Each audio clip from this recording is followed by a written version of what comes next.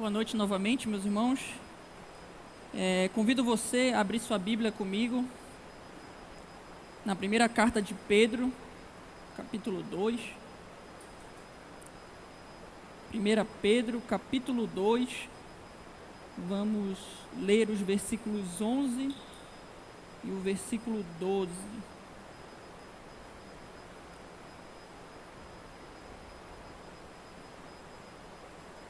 Pedro, capítulo 2, versículo 11 e versículo 12 diz o seguinte: Amados, leio na NVI, amados, insisto em que, como estrangeiros e peregrinos no mundo, vocês se abstenham dos desejos carnais que guerreiam contra a alma.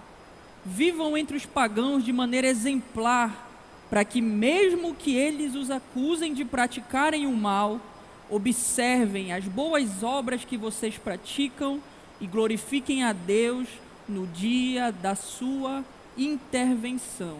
Vamos orar. Senhor nosso Deus, aqui diante de nós, Senhor, está a Tua palavra, ó Pai. Nosso pedido, Senhor, é que Tu fale aos nossos corações. Que não seja eu, Senhor, mas o Teu Espírito comunicando, Senhor, a começar em mim. Muito obrigado, Senhor, porque aprouve a Ti que estivéssemos aqui hoje. Por isso nos guia e nos faz compreender aquilo que Tu quer falar conosco. Em nome de Jesus, amém. Bem, em meados do século II, mais especificamente ali por volta do ano 150 depois de Cristo, foi escrito um importante documento que é conhecido por muitos historiadores como a Pérola da Apologética Cristã Primitiva. Esse documento é chamada Epístola a Diogneto, e é um escrito que expôs e defendeu a fé cristã diante do escárnio da sociedade greco-romana pagã. Não sabemos quem é o autor dessa epístola, mas sabemos que é endereçada a esse tal Diogneto, que era, como a história conta, um importante cidadão romano e pagão, que se impressiona com aquela religião, com o cristianismo que estava surgindo no império e estava revolucionando os padrões e os valores ali da época.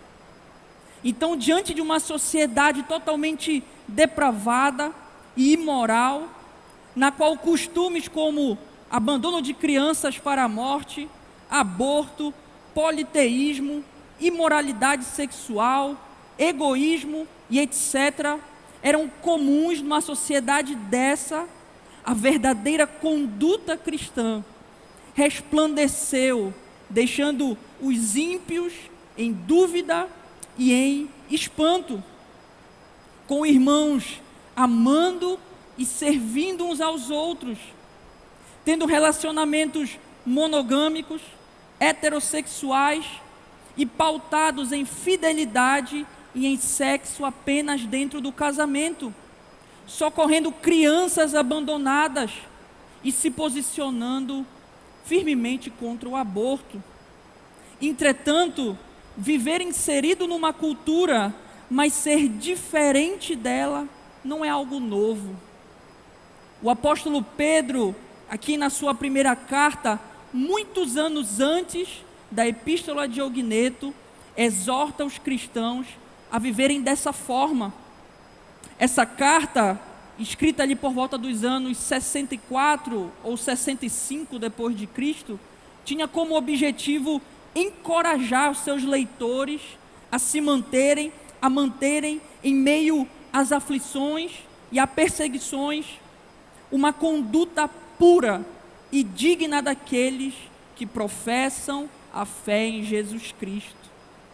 No contexto de Pedro, os cristãos estavam experimentando o início do que algum tempo depois se tornaria uma perseguição generalizada por parte do Império Romano contra o cristianismo. Só que ao mesmo tempo, o que fica bem claro ao longo da carta é que o sofrimento não anula a responsabilidade do crente. É um fato que aqueles irmãos ali do contexto de Pedro estavam sofrendo uma ampla perseguição, e essa perseguição só crescia pelo fato deles serem cristãos. Porém, mesmo diante de tudo isso, não há justificativa para eles viverem uma vida que não seja coerente com a fé que eles professavam ter no nosso Senhor Jesus. Por isso, Pedro, em um tom pastoral, preocupado com a vida daqueles irmãos ali, ele busca fornecer orientações e exortações para o cristão responder ou reagir adequadamente à oposição do sistema caído e pecaminoso do mundo ao seu redor, sobre o olhar, sobre a ótica de quem esse cristão é, um regenerado, e dos privilégios que ele possui por estar unido com Cristo. Então, nessa noite, nós focaremos na exortação de Pedro para que todo aquele que foi alcançado por Jesus viva uma vida cristã exemplar.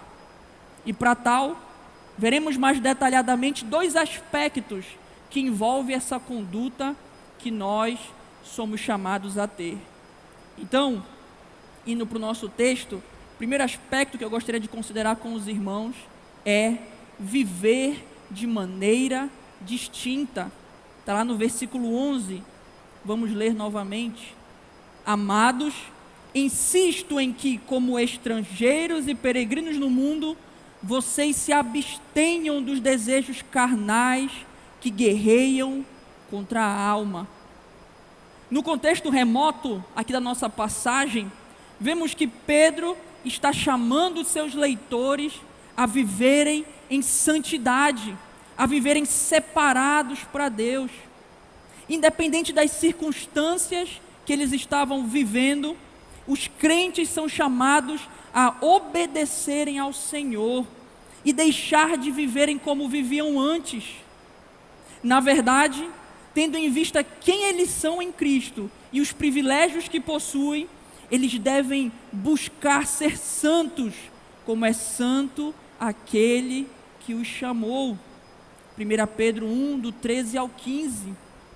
Mais à frente na carta, em 1 Pedro do 2, capítulo 2, versículo 1 ao versículo 10, vamos ver que o apóstolo continua esse chamado à santidade. Nesse trecho, ele começa exortando os crentes a abandonarem, deixarem, livrarem-se de tudo aquilo que não condiz com uma vida regenerada. Ao invés disso, eles deveriam buscar ser alguém que deseja ardentemente o conhecimento de Deus revelado na sua palavra. Junto a isso, Pedro lembra os cristãos que eles não são como aqueles que rejeitam a Cristo, a pedra viva, mas são, na verdade, raça eleita, sacerdócio real, nação santa, povo de propriedade exclusiva de Deus, cuja missão é proclamar as virtudes daquele que nos chamou das trevas para a sua maravilhosa luz. 1 Pedro 2,9. Então, agora do versículo 11, aqui que nós lemos ainda há pouco, até o versículo 12 do capítulo 3, há uma mudança na argumentação do apóstolo. Ele sai da descrição de quem o crente é, quais são os privilégios em Cristo e para o que ele foi chamado, e começa e parte para uma exortação sobre quais são os deveres desse crente, enfatizando a necessidade de um caráter submisso dentro dos diversos relacionamentos que eles se encontravam. Por exemplo, no contexto do governo, do Estado, do trabalho, da família, da igreja. Além disso, ele vai exortar que o comportamento do crente deve ser totalmente diferente daqueles que estão ao seu redor. Então, assim sendo, Pedro começa aqui no versículo 11 a sua exortação, chamando os seus leitores de amados, ou queridos em outras traduções. Ao falar dessa forma, o apóstolo indica que está mudando de assunto, mas também está demonstrando que aqueles crentes, aqueles recebedores da carta, são alvo não somente do seu amor como apóstolo, como pastor, mas são especialmente alvo do amor de Deus, que os elegeu, santificou e os chamou a uma nova vida, como ele vem repetindo desde o capítulo 1 da carta. Essa expressão, amados, traz um sentido de obrigação ou dever para aqueles leitores, para aqueles ouvintes. Porque note, uma vez que o cristão entende que é alvo do amor de Deus, há uma vontade nele de corresponder a esse amor, em obediência, tanto a Deus, quanto, consequentemente, aos líderes instituídos por Deus. No caso aqui, Pedro. Para o cristão, o amor e a obediência estão fortemente ligados. Podemos dizer que a obediência é a expressão do nosso amor a Deus.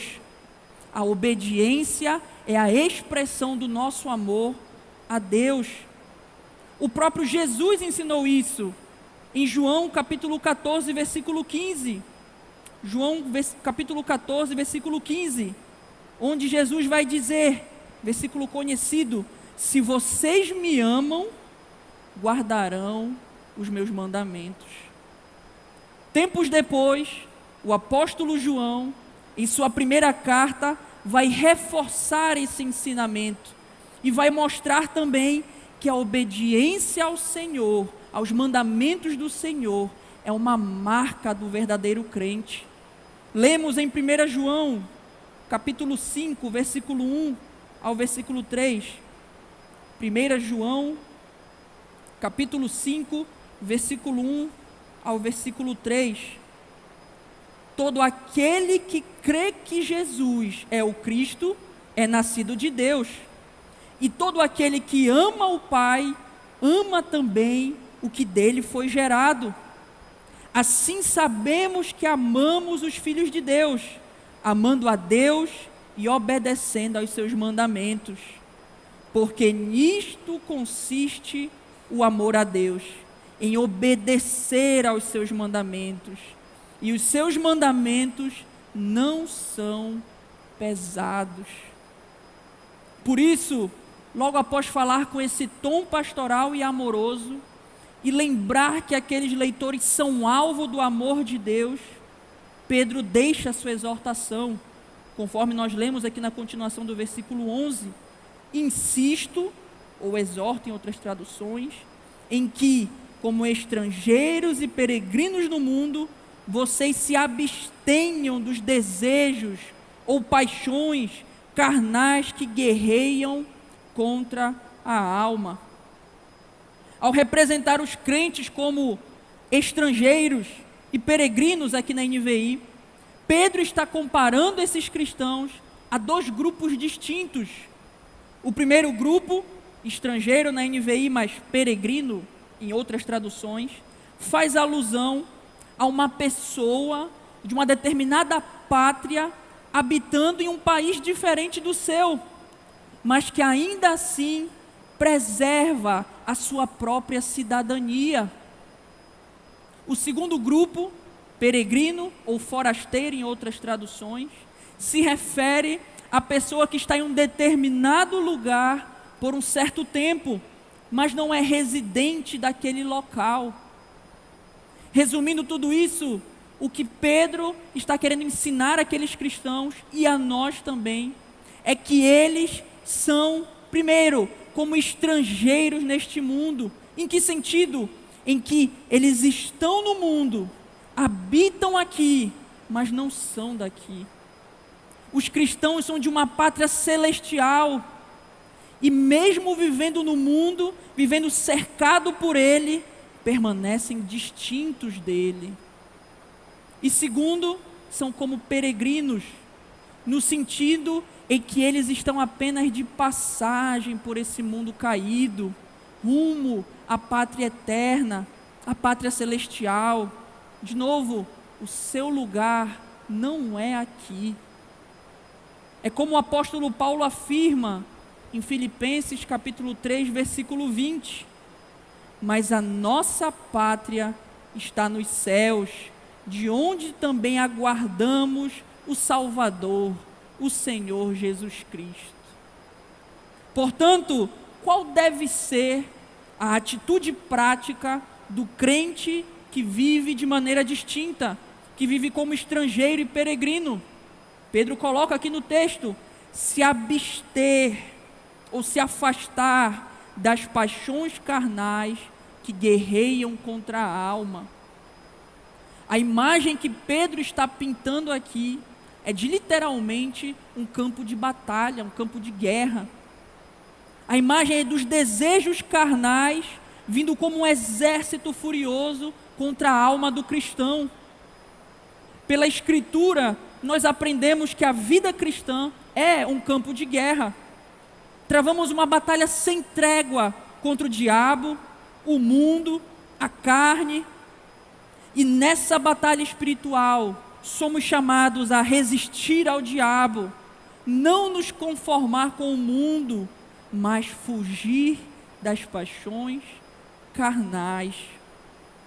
E quais paixões são essas? Você pode se perguntar. Pedro também responde, só que num outro contexto. Lá em 1 Pedro capítulo 4, 3, ele vai mostrar quais as paixões carnais: devassidão, luxúria, bebedeira, orgias, farras e idolatria detestável. Ou ainda poderíamos lembrar das obras da carne, descritas em Gálatas 5, do 19 ao 21. O ponto, ou o resumo, é que essas paixões dão à pessoa uma satisfação física temporária, mas na realidade estão guerreando contra a sua vida, buscando lhe destruir. Portanto, o caminho da vitória sobre as paixões carnais não é o enfrentamento, mas é a fuga, é a abstinência, é se afastar daquilo que sabemos que nos conduz a práticas pecaminosas, seja o que for. Esse versículo tem algumas implicações, algumas aplicações importantes para mim e para você. Primeira aplicação: o comportamento do mundo jamais deve ser o padrão do que é certo e errado para o crente. R.C. Sproul diz algo importante sobre isso. Ele diz, abre aspas: um grande problema da igreja de hoje é que mesmo depois de as pessoas se converterem a Cristo, elas continuam a se comportar de maneira que a cultura em que vivem aceita e espera. Fecha aspas. Assim como Pedro exortou aqueles crentes da sua época a lembrarem que estão no mundo, mas não são do mundo, devemos olhar para esse texto e receber a mesma exortação também. Precisamos lembrar que por mais que estejamos habitando num mundo caído, depravado, com padrões éticos totalmente invertidos, com uma cultura onde o certo é errado e o errado é certo, ainda assim o cristão não pertence a esse mundo, está aqui apenas de passagem. Por isso não devemos nos parecer ou querer nos parecer com esse sistema caído aí fora. É triste ver, entre aspas, igrejas e cristãos que diante de práticas mundanas, ao invés de olharem para aquilo, rejeitarem e mostrarem a verdade do Evangelho, tentam se conformar, tentam se adequar ao que vem. Por exemplo, hoje nós conseguimos ver igrejas que investem tempo, dinheiro dos irmãos em balada gospel, carnaval gospel, bloquinho gospel e um monte de outros gospels por aí. Ou ainda, cristãos que se dizem a favor do aborto, a favor do casamento gay, a favor da ideologia de gênero e outras tolices aí fora. Devemos nos lembrar que não pertencemos a esse mundo, Como escreveu Paulo em Romanos 12, 2, texto também bastante conhecido: não vos conformeis com este século, mas transformai-vos pela renovação da vossa mente. Não importa o que os outros fazem ou aprovem, se Jesus, por meio da sua palavra, não aprovar, então nós também não devemos fazê-lo. Segunda aplicação: o cristão precisa se abster de todos os seus desejos carnais. Para alguns, os cristãos só devem se comportar de maneira diferente no aspecto sexual. É claro que o cristão deve se comportar diferente nesse aspecto. Entretanto, não fica apenas nisso. Se abster dos desejos carnais implica em basicamente se afastar de tudo aquilo que o meu eu deseja, que muitas vezes para o mundo é normal, mas é incompatível com a palavra de Deus. Desejo desenfreado por status, por reconhecimento, por dinheiro, pelo corpo perfeito, entre muitas aspas, são exemplos de desejos carnais que muitas vezes ignoramos. São desejos que a minha, que a sua carne quer. E quanto mais você vai cedendo a eles, mais você se afasta de Deus. E cada vez mais vai se tornando um idólatra, à semelhança dos ímpios ao seu redor. Viver uma vida guiada por essas coisas não é se abster dos desejos carnais, e muito menos se distinguir do mundo, mas é cada vez mais se parecer com ele. Ou em outras palavras, não é agir como um verdadeiro cristão, mas agir como um ímpio que não conhece a Deus. Lembre-se que o cristão é chamado a negar a si mesmo e não a satisfazer a si mesmo. Então, diante de tudo isso, fica a pergunta: na sua escola, na sua faculdade, no seu trabalho, na sua família, dentro ali do seu grupo de amigos, você tem pensado e agido diferente do padrão mundano? Você tem se afastado daquilo que satisfaz a sua carne para agradar ao Senhor? Ou ainda, olhando para os ímpios ao seu redor, você mais se parece ou se diferencia deles? Pedro chama o crente a viver de modo diferente do mundo que o cerca, se afastando dos desejos da sua carne. Que o Senhor nos ajude a alcançar esse padrão. O segundo aspecto que eu gostaria de considerar com os irmãos é viver de maneira exemplar. Está lá no versículo 12, vamos ler novamente. Vivam entre os pagãos de maneira exemplar, para que, mesmo que eles os acusem de praticarem o mal, observem as boas obras que vocês praticam e glorifiquem a Deus no dia da sua intervenção. Na continuação do texto, podemos observar então o segundo aspecto dessa conduta que o cristão deve ter. Vemos aqui que o apóstolo exorta os crentes a viverem de maneira exemplar entre os pagãos. Essa palavra pagãos, aqui traduzida na NVI, é encontrada em outras versões como gentios. Entretanto, penso eu que a palavra pagãos deixa mais clara a ideia de Pedro, porque os gentios aqui no texto não fazem referência estritamente àqueles povos distintos dos judeus com relação à sua etnia, mas sim, Pedro está fazendo referência aos incrédulos, sejam eles judeus ou gentios.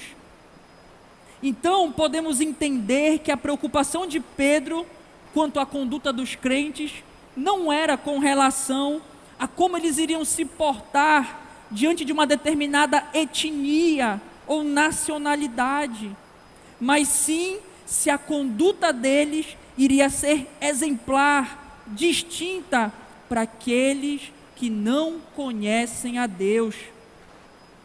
Portanto, precisamos ter consciência de que Deus chama o seu povo na sociedade a viver como suas testemunhas, testemunhando do seu caráter, da sua bondade, a viver como santos, porque, de novo, Ele é santo.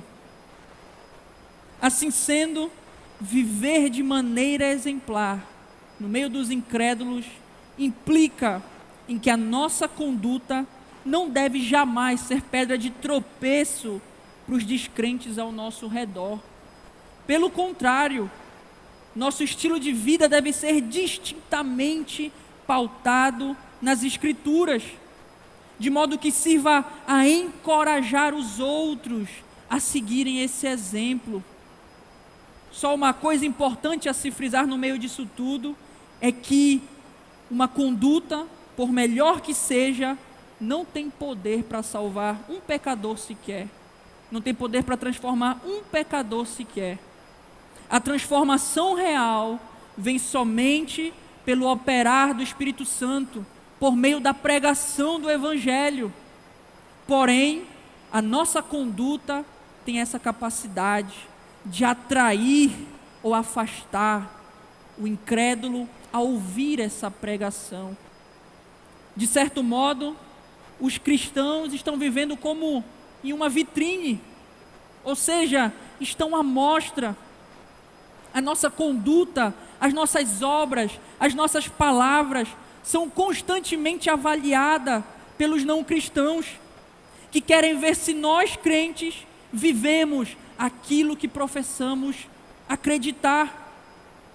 Muitas vezes somos observados com o objetivo de encontrarem em nós algo para falarem, não contra nós, mas contra o Evangelho.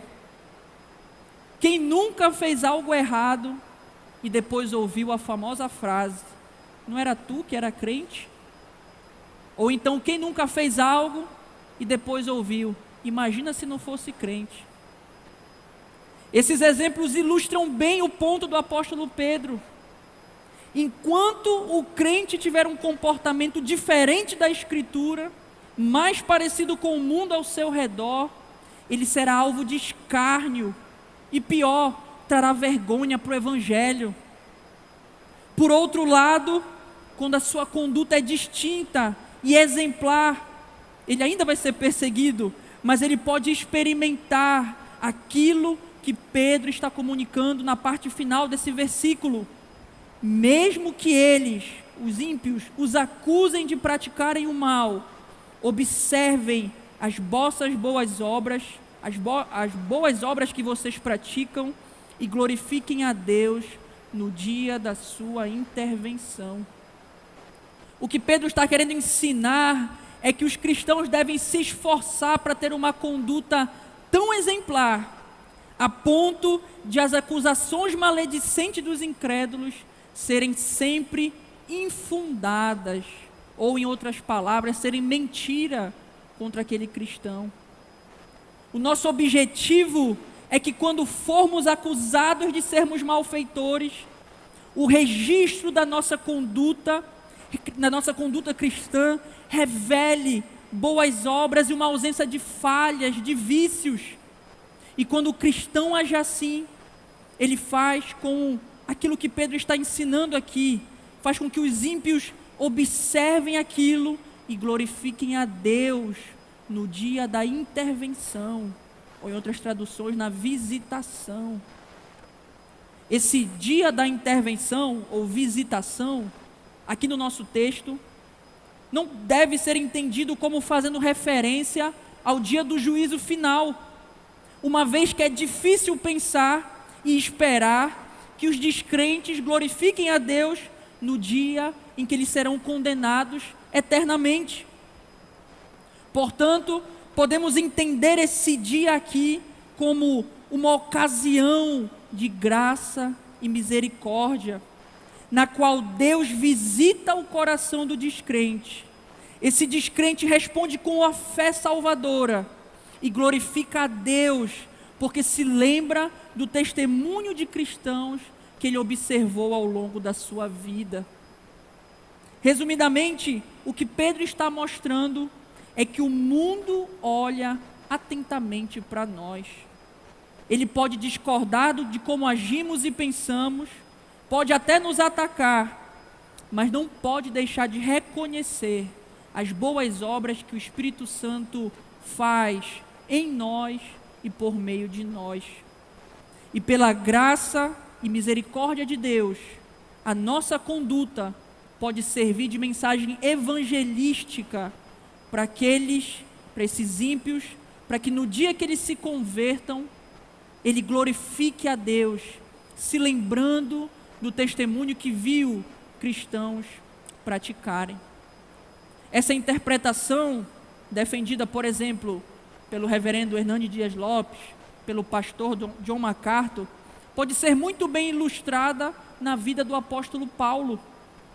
Ele foi um dos homens que acusou Estevão, mas as boas obras de Estevão triunfaram sobre toda a oposição. E quando Deus visitou Paulo em misericórdia ali no caminho de Damasco, o fariseu arrependido glorificou ao Senhor. E assim como Estevão, antes dele, pôs-se a influenciar outros por meio do brilho de uma vida repleta do ser de Cristo. Como diz João Calvino ao comentar esse texto, abre aspas, Deus emprega a vida santa e honesta do seu povo como uma preparação para reconduzir os extraviados ao caminho certo. Fecha aspas. Então, diante disso tudo, eu te convido a avaliar a sua vida e responder o seguinte: será que você tem tido um comportamento exemplar nos meios em que você está inserido? De novo, na sua turma, do colégio, da faculdade, no seu trabalho, na sua família, no grupo de amigos, nas suas redes sociais. Se algum descrente lhe acusar de ser mentiroso, fofoqueiro, rebelde, uma pessoa que se ira fácil, que chama palavrão, que cola nas provas, que fala mal dos outros, vive murmurando, eles estarão mentindo ou apenas falando a verdade ao seu respeito? O seu testemunho diante dos homens tem glorificado a Deus ou tem envergonhado o Evangelho? Pedro está deixando claro aqui, meus irmãos, aqueles leitores e a nós também, que não importa como os outros se comportam, o que importa é como nós, cristãos, nos comportamos. Afinal de contas, o objetivo de tudo isso não é que se faça justiça aos que são difamados, não é que se faça justiça aos que são perseguidos, aos injustiçados, não. Mas sim que o nosso Deus seja honrado e glorificado cada vez mais na nossa vida. Já caminhando para a conclusão, podemos resumir tudo o que foi dito aqui hoje, afirmando o seguinte: o Senhor nos chama a viver uma vida cristã exemplar. O crente não deve ser, como a gente diz, igual a todo mundo. Ele é chamado a ter uma conduta distinta do mundo caído ao seu redor e se abster, se afastar dos prazeres da sua carne, a ser exemplo para os incrédulos que lhe cercam. Tudo isso para a maior glória de Deus. Que assim como aqueles cristãos do contexto ali da Epístola de Ogneto causaram um impacto na sociedade do segundo século por causa da sua conduta pautada nas Escrituras, que o Senhor nos ajude a impactar o meio em que nós estamos inseridos também. Que Ele nos dê graça e nos ajude, em nome dEle, amém. Vamos orar novamente. Senhor nosso Deus, nosso Pai, graças te damos, Senhor, pelo privilégio de poder ouvir a Tua palavra, ó Pai. Nosso pedido, Senhor, é que Tu fale aos nossos corações, que essa palavra seja aplicada, Senhor, às nossas vidas, e que a começar em mim, ó Pai, possamos viver uma vida santa diante desse mundo caído, Senhor. Possamos ser como luzeiros diante de uma sociedade, diante de um mundo totalmente depravado, ó Deus. Nos ajuda, Pai, ajuda os Teus filhos, ajuda os meus irmãos, Senhor, ajuda a mim, ó Pai, a cada vez mais darmos testemunha de quem Tu és e do poder que Tu opera em nossas vidas. Nos ajuda a sermos distintos daqueles que nos cercam e exemplos para eles. No nome de Jesus, amém.